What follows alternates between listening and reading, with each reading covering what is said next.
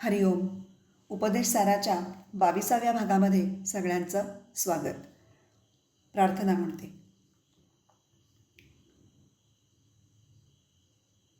ओम सहनाववतु सहनौ भुनक्तु सह वीर्यं करवावहै तेजस्विनावधीतमस्तु मा विद्विषावहै. ओम शांती शांती शांती. ब्रह्मानन्दं परमसुखदं केवलं ज्ञानमूर्तिं द्वन्द्वातीतं गगनसदृशं तत्त्वमस्यादिलक्ष्यम् एकं नित्यं विमलमचलं सर्वधी साक्षिभूतं भावातीतं त्रिगुणरहितं सद्गुरुं तन्नमामि. आज आपण ज्ञानयोगाला सुरुवात करणार आहोत असं मी म्हटलं होतं मागच्या वेळेला. तसं करणारच आहोत, पण त्यापूर्वी ध्यानयोगातला शेवटचा श्लोक म्हणजे 16वा श्लोक एकदा आपण परत म्हणू आणि त्याच्या अर्थाची थोडी उजळणी करून मग आपण ज्ञानयोगाला सुरुवात करू. दृश्यवारितं चित्तमात्मनः चित्वदर्शनं तत्वदर्शनं.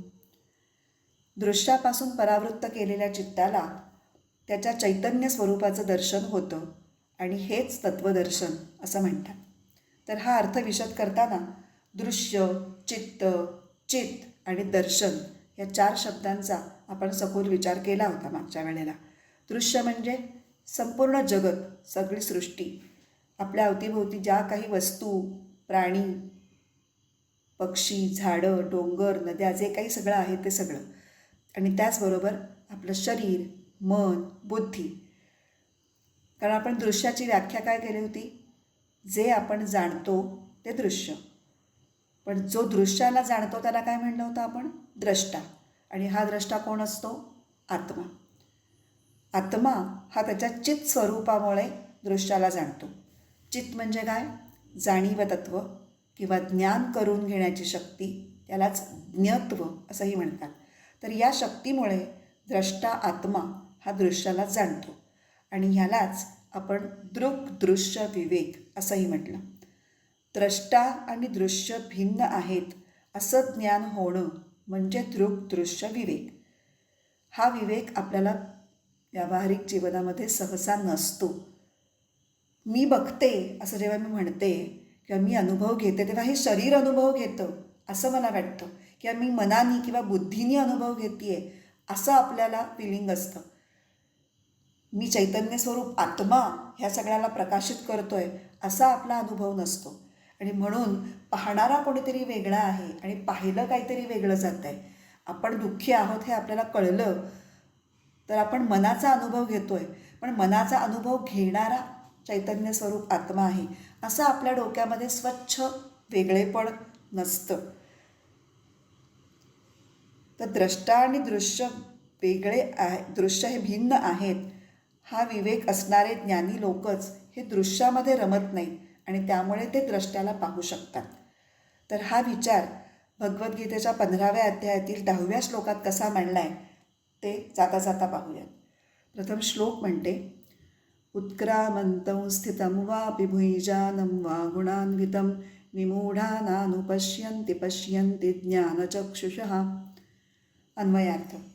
उत्क्रामन्तं म्हणजे सोडून जाणारा, अपि वा स्थितं किंवा राहणारा, भुञ्जानं वा किंवा विषयाचा उपभोग घेणारा, गुणान्वितं 3 गुणांची युक्त असलेल्या अशा त्याला, विमूढाः न अनुपश्यन्ति अतिमूढ लोक पाहत नाहीत, ज्ञानचक्षुषः पश्यन्ति ज्ञानदृष्टी असलेले लोक मात्र त्याला पाहतात.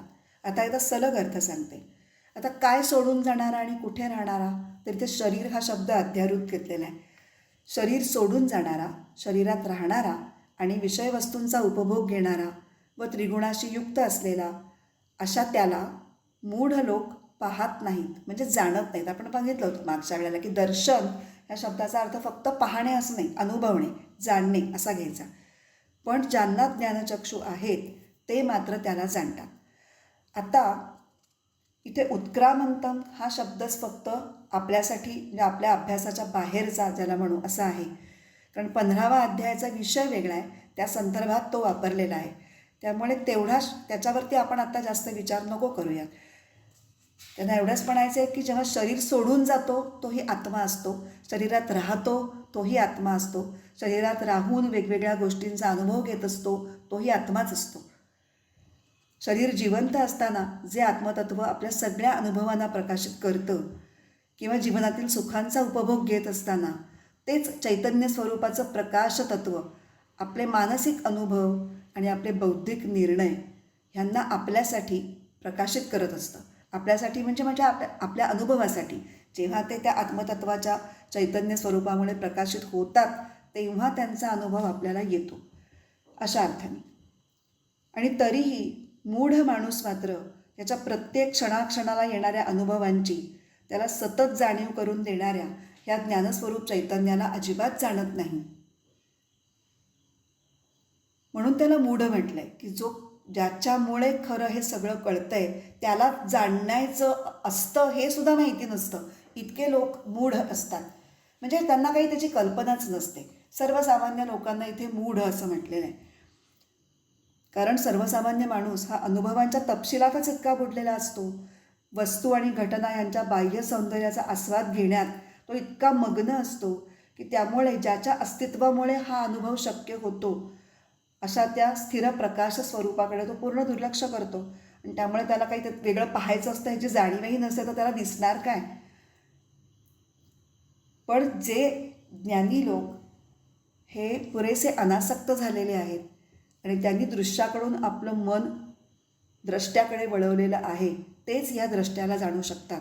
म्हणून पूर्णत्वाला गेलेल्या मानवाला उपलब्ध असणारी ही जी विशेष दृष्टी आहे की ज्याच्यामुळे तो द्रष्ट्याला पाहू शकतो त्याला या श्लोकामध्ये ज्ञानचक्षु असं म्हटलेलं आहे. आणि ज्यांचे ज्ञानचक्षु उघडलेले आहेत तेच ह्या आत्मतत्वाला पाहू शकतात. तर हे ज्ञानचक्षु आपल्यालाही प्राप्त व्हायला हवेत. म्हणून आपण आता ज्ञानयोगाकडे किंवा ज्ञानमार्गाकडे वळणार आहोत. आता 17व्या श्लोकापासून ज्ञानमार्ग सुरू होतो. हा विचारप्रधान मार्ग आहे. तर या मार्गाची विशेषता काय ते आधी पाहू आणि मग आपण श्लोकाचा विचार करू. आता असं आहे की जेव्हा एखादी समस्या आपल्यासमोर उपस्थित होते तेव्हा आपण ती समस्या सत्य आहे म्हणजे ती खरंच समस्या आहे असं मानून त्या समस्येचं उत्तर शोधण्यामध्ये गर्क होतो. पण समस्या खरी आहे का नाही असा विचार आपण करतच नाही. आपण ते गृहीतच धरतो की समस्या आली म्हणजे ती खरीच आहे. आणि त्यामुळं आपलं लक्ष हे समस्येचं स्वरूप समजून घेण्यापेक्षा तिचं उत्तर शोधण्यामध्ये अधिक लागतं. आणि त्यामुळे आमचे प्रश्न हे काही काळाकरता जरी सुटले तरी ते पुन्हा पुन्हा उत्पन्न होत राहतात, कारण आपण समस्येच्या मुळाशी गेलेलो नाही. आणि म्हणून हे आवश्यक आहे की आपले प्रश्न काय हे नीट समजून घेऊन त्यानुसार ते सोडवण्याचा प्रयत्न करावा. प्रश्न न समजता घाई गडबडीने त्याचा उपाय शोधण्यात स्वतःला हरवून जर घेतलं तर मग आपल्याला कायमस्वरूपी उत्तर मिळणार नाही. शांत मनाने गंभीरपणे विचार करणं हीच या विचारमार्गाची विशेषता आहे. म्हणून या विचारमार्गाचा जर अवलंब आपण व्यावहारिक जीवनात केला तर आपल्याला स्पष्ट होईल की आमच्या बहुतांश समस्या या खऱ्या नसून त्या केवळ कल्पित आहेत. आता जर समस्याच काल्पनिक सिद्ध झाली तर तिचं निराकरण करण्यासाठी उपाय शोधण्याची आवश्यकताच उरणार नाही. थोडं अवघड होत आहे ना हे समजायला. आपण एक उदाहरण घेऊ. वेदांतशास्त्रामध्ये नेहमी दिलं जाणारं पण अत्यंत समर्पक आणि परिपूर्ण असं उदाहरण म्हणजे रज्जू सर्प. म्हणजे अंधारात एखादी दोरी पडलेली आहे किंवा पुरेसा प्रकाश नाही आहे अशा ठिकाणी एखादी दोरी पडलेली आहे तर लांबून पाहणाऱ्या माणसाला ती दोरी न वाटता तो साप वाटतो आणि मग तो एकदम घाबरतो. अरे बापरे, साप आला, साप आला. तो काठी शोधेल, अनेक जणांना हाका मारेल, या सापाला, सापाला वाचवा. तर इथे काय होतं, त्यांनी तो साप आहे हे खरंच मानलं. पण इथे आपण आत्ता जे विवेचन पाहिलं त्याला अनुलक्षून काय करायला पाहिजे, आधी खरंच साप आहे का हे पाहूयात. एखादा टॉर्च आणला पटकन, त्याचा झोत त्या दोरीवर मारला म्हणजे लांबून दिसणाऱ्या सापावर मारला तर कळेल की ती दोरीच आहे. मग आता तिथे सापच नाही, तिथे त्या सापापासून वाचण्यासाठी काही करण्याची आवश्यकता आहे का? नाही. हेच तिथं म्हणायचं आहे. त्यामुळे समस्येच्या स्वरूपावर सरळ सरळ आक्रमण करणं ही ह्या ज्ञानमार्गाची विशेषता आहे. तर समस्या ह्या प्रत्येक वेळेला खऱ्या असतीलच असं नाही, त्या काल्पनिकही असू शकतात. तर या आधीच्या 3 मार्गामध्ये आपण गृहीत धरलं की मन नावाची एक वस्तू आहे आणि ती अशांत अस्थिर झाल्यामुळे मनुष्य हा बंधनात पडलेला असून तो दुःख भोगतोय आणि मन अशांत असणं ही आपली समस्या आहे. आणि ही समस्या सोडवण्यासाठी आपण काही उपायांचा विचारही केला, जसं जप, ध्यान, प्राणायाम वगैरे. पण मन ही समस्या आहे हे जे आपण गृहीत धरलं आहे, ह्या संकल्पनेलाच 17व्या श्लोकात महर्षी जोरदार धक्का देत आहेत. कसा पाहूयात. श्लोक म्हणूयात आधी. मानसं तु किं मार्गणे कृते नैव मानसं मार्गार्जवात्. अन्वय. मानसं तु किं इति मार्गणे कृते नैव मानसं इति अवगम्यते. अतः अस्मिन् मार्गे आर्जवात् सुलभता अस्ति. मानसं तु किं म्हणजे हे मन काय आहे असा शोध घेतला असताना इति मार्गणे कृते, मार्गणं म्हणजे शोध घेणं. नैव मानसं काय कळून आलं की मन नाहीच आहे. म्हणून म्हणजे अतः अस्मिन् मार्गे म्हणजे या मार्गामध्ये म्हणजे या ज्ञानमार्गामध्ये आर्जवात म्हणजे सरळपणा असल्यामुळे, आर्जव म्हणजे सरळपणा, सोपेपणा, सुलभता असती. हा ज्ञानमार्ग अतिशय सोपा आहे. तर हे मन काय आहे असा शोध घेतला असताना कळून येतं की मन नाहीच आहे. म्हणजे मनच नाही तर खूपच सोपं झालं ना सगळं, असं महर्षी म्हणतात. तर इथे मानसं तू, हा तू जो शब्द आहे तो विषय परिवर्तनाचा सूचक आहे. आता आधी कर्म, भक्ती आणि योगमार्ग, ध्यानमार्ग हा सांगून झालेला आहे आणि आता इथे विषय बदलला आणि ज्ञानमार्गाच्या निरूपणाला प्रारंभ झाला. आता ह्या ज्ञानमार्गामध्ये आपण काय विचार करणार आहोत? मन शांत कसं करावं, मन स्वरूपात कसं स्थित करावं, ह्याच्याबद्दल आपण काहीच विचार करणार नाही. हे सगळे विचार आपल्या आधीच्या मार्गामध्ये करून झाले. आता आपण इथे विचार असा करणार आहे की अनंत समस्या उत्पन्न करणारे हे जे मन आहे ते नेमकं आहे काय, हा विचार करणार आहोत. आणि भगवानांचं असं मत आहे की मन काय आहे याचा जर विचारपूर्वक शोध घेतला तर मनाचं अस्तित्वच राहत नाही, ते लुप्त होतं. आता हा विचार मार्ग खरं म्हणजे अनेकांना कठीण वाटतो, पण महर्षी म्हणतात की हा मार्ग अतिशय सरळ आहे. कारण मनाचं अस्तित्वच जर संपून गेलं तर मग ते शांत कसं करावं वगैरे वगैरे बाकीचे प्रश्न सगळे समाप्तच होतात ना. अंधारात दोरीला साप समजून घाबरून जाऊन त्याला मारण्यासाठी काठी शोधणाऱ्या मनुष्याला जर समजलं की तिथे सापच नाही आहे आणि फक्त दोरीच आहे, तर एका क्षणात त्याचं भय, काठी शोधणं, त्याच्या हातापायाला सुटलेला कंप सगळं संपलं. इतका सरळपणा या मार्गात आहे. पण असं महर्षी म्हणतात, पण आपल्याला बुवा काही कळतच नाही आहे. आता मनाच्या अस्थिरतेची कारणं, मनाची स्थिरता यावी म्हणून इतके वेगळे वेगळे उपाय वगैरे तत्त्वज्ञान ऐकून झाल्यानंतर आता काय हे एकदम म्हणे तर मन नाहीच. बरं, तर मन नाहीच हा निर्णय किंवा हे कन्क्लुजन काढण्यासाठी आता मन नक्की काय आहे या प्रश्नाचं तात्पर्य आपल्याला थोडं समजून घ्यायला पाहिजे. तर या प्रश्नावर विचार कसा करायचा, म्हणजे शोध घ्यायचा म्हणजे एका विशिष्ट मार्गाने विचार करायला पाहिजे का, क्रमाने विचार करायला पाहिजे, तर तो आपण आता करूयात. पहिल्यांदा ज्या मनाचा आपल्याला अनुभव येतो ते मन सत्य आहे की असत्य. कारण अनुभव ज्याचा येतो ती प्रत्येक वस्तू काही सत्य असेलच असं काही नाही. आपण आत्ताच रज्जू सर्पाच्या उदाहरणामध्ये पाहिलं, सर्प काही खरा होता का, नव्हता, पण अनुभवाला आला की नाही, आला. मग आता सत्य आहे का असत्य आहे पाहण्यासाठी आधी अजून एक प्रश्न निर्माण झाला की मग सत्य आणि असत्य यांचं लक्षण काय, त्यांची व्याख्या काय. कारण सत्य आणि असत्य या शब्दांचा व्यावहारिक अर्थ हा परिस्थितीनुरूप बदलत असतो. वेगवेगळ्या परिस्थितीमध्ये कशाला सत्य म्हणायचं आणि कशाला असत्य म्हणायचं हे बदलतं.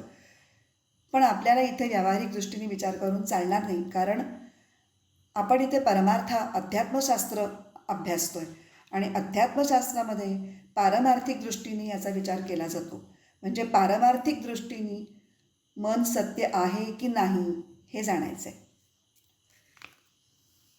तर आत्ताच आपण व्यावहारिकदृष्ट्या सत्य आणि पारमार्थिकदृष्ट्या सत्य अशा शब्दांचा वापर केला. तर त्या शब्दांविषयी आधी थोडं अधिक जाणून घेऊ. पारमार्थिक म्हणजे काय, व्यावहारिक म्हणजे काय. तर एकंदरीत 3 प्रकारचे सत्य मानली जातात आणि त्या सत्याला सत्ता असं म्हणतात. सत्य आणि सत्ता हे दोन्ही शब्द मूळच्या सत या शब्दापासूनच आलेले आहेत आणि त्याचा अर्थ अस्तित्व, खरेपणा, विद्यमान असणं. तर 3 सत्ता कुठल्या आहेत किंवा 3 सत्य कुठली आहेत? व्यावहारिक सत्ता, प्रातिभासिक सत्ता आणि पारमार्थिक सत्ता. व्यावहारिक सत्ता आपण आज सुरुवातीला बघू. आपण व्यवहारात जे काही आहे असं म्हणतो ते सगळं, झाड आहे, पशु आहे, माणूस आहे, समाज आहे, हे जे काही रोजच्या जगण्याला हे असणं, हे मानणं जे आवश्यक आहे ते व्यावहारिक जग म्हणजेच व्यावहारिक सत्ता. म्हणजे आपल्या दैनंदिन व्यवहारामध्ये जे आपण सगळं वावरतो ते सगळं. आता दुसरी सत्ता आहे ती म्हणजे प्रातिभासिक सत्ता. ही सत्ता किंवा हे अस्तित्व हे फक्त भ्रांतीमध्ये किंवा भ्रम झालेल्या काळामध्येच अनुभवायला येतं. जसं आत्ता आपण ह्या रज्जू सर्पाच्या उदाहरणात पाहिलं, दोरीच्या ठिकाणी साप वाटणं किंवा पाणी नसताना भर दुपारच्या 12च्या उन्हात किंवा 2च्या उन्हामध्ये मृगजळ दिसणं किंवा आपल्याला रात्री स्वप्न पडतात ते स्वप्न, हे सगळं प्रातिभासिक अस्तित्व असणार आहे. म्हणजे त्याला खरं अस्तित्व नाही पण ते आहे असं भासतं. भ्रम दूर झाला की त्याचं अस्तित्व संपतं. दोरीचं ज्ञान झालं की साप नाहीसा होतो, जाग आली की स्वप्न नाहीसा होतो. आणि अजून एक त्याची वैशिष्ट्य की प्रातिभासिक भास हे ज्याचे त्यालाच होतात, दुसऱ्याचं स्वप्न मी नाही पाहू शकणार. तर हे प्रातिभासिक सत्य जे असतं ते पाहणाऱ्यापुरतंच आणि त्या विशिष्ट काळापुरतंच असतं, एरवी नसतं. आता तिसरी आणि आपल्यासाठी अत्यंत महत्त्वाची सत्ता म्हणजे पारमार्थिक सत्ता, ज्याला ॲब्सोल्यूट ट्रूथ म्हणतात. त्याची आता व्याख्या काय आहे ते बघूयात. वेदांतशास्त्रानुसार त्याची व्याख्या जी आहे ती अशी: ज्या वस्तूचं अस्तित्व भूतकाळ, भविष्यकाळ आणि वर्तमान काळ या 3ही काळी कोणत्याही परिवर्तनाशिवाय म्हणजेच विकाराशिवाय असतं ती वस्तू परमार्थतः सत्य म्हटली जाते. त्रिकाले अपि तिष्ठती इति सत्. मग आता परमार्थ सत्याच्या या परिभाषेनुसार मन सत्य आहे का? नाही. कारण काय? ते कधी असतं तर कधी नसतं. आणि त्या क्षणिक अस्तित्वात सुद्धा काम, क्रोध, संकल्प, विकल्प इत्यादी विकारांनी ते कायम भरलेलं असतं आणि त्याच्यामध्ये सतत परिवर्तन होत, विचारसारखे बदलत असतात, भावनासारख्या बदलत असतात. म्हणून मन सत्य नाही. म्हणजे पहिलं आपण सत्याचं लक्षण किंवा व्याख्या बघितली आणि ती व्याख्या मनाला ॲप्लाय केल्यानंतर, लागू केल्यानंतर आपण निर्णय घेतला की मन हे सत्य नाही. मग आता मन असत्य आहे का? मग आता असत्याची काय व्याख्या आहे ती आधी पाहायला पाहिजे. जिचा 3ही काळी म्हणजे काल, आज, उद्या संपूर्ण अभाव असतो आणि ज्यामुळे कोणीही त्या वस्तूचा कधीही, कुठेही आणि कुठल्याही प्रकारे अनुभव घेऊ शकत नाही, ती वस्तू असत्य असते. म्हणजे अशा वस्तूला असत्य म्हणतात. उदाहरण आहे सशाचं शिंग किंवा आकाशपुष्प. कोणी पाहिलं आहे का सशाचं शिंग? शिंग जे नाहीच ते कुणाला टोचेल का? नाही.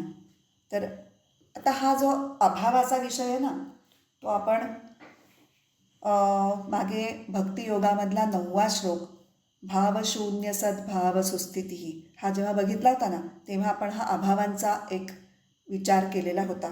4 प्रकारचे एकूण अभाव असतात: प्रागभाव, प्रध्वंसाभाव, अन्योन्याभाव आणि अत्यंताभाव. प्रागभाव म्हणजे वस्तू अस्तित्वात येण्यापूर्वी त्याचा जो अभाव असतो तो. प्रध्वंसाभाव म्हणजे वस्तूचा नाश झाल्यानंतर जो वस्तूचा अभाव निर्माण होतो तो. वस्तू एका ठिकाणी असताना दुसऱ्या ठिकाणी असू शकत नाही.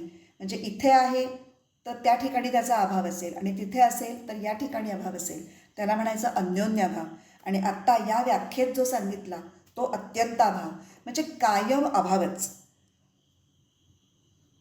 तर असं जे कायम नसलेलं जे असतं त्याला म्हणतात असत्य. तर ही आता असत्याची व्याख्या पाहिल्यावर मन असत्य आहे असं म्हणता येईल का? तर त्याचंही उत्तर येतं की नाही. कारण का? ते जर असद्रूप असतं तर कोणतीही समस्या उत्पन्न झालीच नसती. ज्या मनाचा सारखा अनुभव येतोय घडी घडीला त्याला असत कसं म्हणणार तुम्ही? मग त्याचं स्वरूप काय? ना ते सत आहे ना ते असत आहे. मग त्याला काय म्हणायचं? तर जे सतही नाही आणि जे असतही नाही अशा वस्तूला वेदांतांनी एक छान नाव दिलं आहे. त्याचं नाव आहे मिथ्या. इथे मिथ्या म्हणजे अभाव नाही. अभावापेक्षा वेगळी गोष्ट आहे. ज्या वस्तूची प्रतीती येते म्हणजे अनुभव येतो पण तिचं सत्य मात्र काहीतरी वेगळंच असतं, त्या वस्तूला मिथ्या म्हणतात. उदाहरणार्थ अंधारात दोरीवर दिसणारा सर्प काय सत्य आहे का? नाही. कारण प्रकाशात पाहिल्यास केवळ दोरीच दिसते, तेव्हा सर्पाचा बाध होतो. पण त्या सर्पाला असत पण म्हणता येत नाही, कारण तो असत असता तर मग आपल्याला भीती वाटली ती काय? तो अनुभव होता तो तो खोटा म्हटला पाहिजे. म्हणून सर्पाला, दोरीवर दिसणाऱ्या सर्पाला मिथ्या म्हणतात. आता थोडा अधिक विचार केला तर असं कळेल की सर्प नसताना सर्प आहे ही प्रतीती केव्हा आली? त्याच्यासाठी दोरीच्या असण्याची गरज होती. दोरीच नसती तिथे अंधारात पडलेली तर तुम्हाला सर्प दिसला असता का हो? सर्पाचा भास होण्यासाठी तिथे अंधारात दोरीच्या असण्याची गरज होती. म्हणजेच दोरीच्या अधिष्ठानावर सापाचा भास झाला आणि भासमान वस्तूसाठी काहीतरी अस्तित्वात असावं लागतं आणि त्या कायमस्वरूपी अस्तित्वात असणाऱ्या गोष्टीला म्हणतात अधिष्ठान. आणि त्या अधिष्ठानाच्या अज्ञानामुळे भास होतो. म्हणजे अशा मिथ्या सर्पाचं स्वतःचं अधिष्ठान काय? तर दोरी. तर दोरीपासून वेगळं अस्तित्व सर्पाला नाही. तर मिथ्या शब्दाचा अर्थ समजल्यानंतर मग हे स्पष्ट होतं की मन नावाची वस्तू नाहीच. त्याचं अधिष्ठान वेगळीच वस्तू आहे जी अज्ञानामुळे आपल्याला मनाच्या रूपात प्रतीत होत असते. जशी दोरी आहे पण ती दोरीच्या अज्ञानामुळे सर्पाच्या रूपात आपल्याला दिसते. आणि म्हणूनच महर्षी म्हणतात नैव मानसम, मन नाहीच. मार्गणे कृते म्हणजे शोध घेतला असताना. शोध घ्यायचा म्हणजे काय करायचं? तर जर मन म्हणजे नक्की काय आहे ह्याचा जेव्हा सतत खोलवर विचार करत राहिलो तर मन नाहीच असं कळतं. एक छोटंसं उदाहरण घेऊ. लांबून पाहिलं असताना ढग ही एक वस्तू वाटते, पण तो जर पकडायचा प्रयत्न केला तर लक्षात येईल की काहीच नाही, नुसती पोकळीच आहे, पोकळ येतो. तसं मनाचं आहे. मन आहे आहे म्हणून वाटत राहतं पण शोधायला गेल्यानंतर हाती मात्र काहीच लागत नाही. तर असा हा 17वा श्लोकाचं विवेचन पूर्ण केलं आहे. ते सगळं लक्षात ठेवून आपण हा 17वा श्लोक पुन्हा म्हणूयात. मानसं तु किं मार्गणे कृते नैव मानसं मार्गार्जवात्. इथे या श्लोकामध्ये आपण पाहिलं की मिथ्या वस्तूला अधिष्ठानाखेरीज स्वतंत्र अस्तित्व नसतं. मग मिथ्या मनालाही काहीतरी अधिष्ठान असलंच पाहिजे. मनाच्या अधिष्ठानाचं ज्ञान होण्यासाठी व्यवहारदशेत मन आपल्याला कुठल्या स्वरूपात उपलब्ध होतं त्याचं विश्लेषण महर्षी पुढच्या श्लोकामध्ये करतायत आणि ते आपण अर्थातच पुढच्या भागात पाहणार आहोत. आता आपण या भागाची सांगता नेहमीप्रमाणे प्रार्थनेने करू. ओम असतो मा सद्गमय तमसो मा ज्योतिर्गमय मृत्योर्मा अमृतं गमय. ओम पूर्णमदः पूर्णमिदं पूर्णात् पूर्णमुदच्यते पूर्णस्य पूर्णमादाय पूर्णमेवावशिष्यते. ओम शांती शांती शांती. हरिः ओम. श्री गुरुभ्यो नमः. हरिः ओम.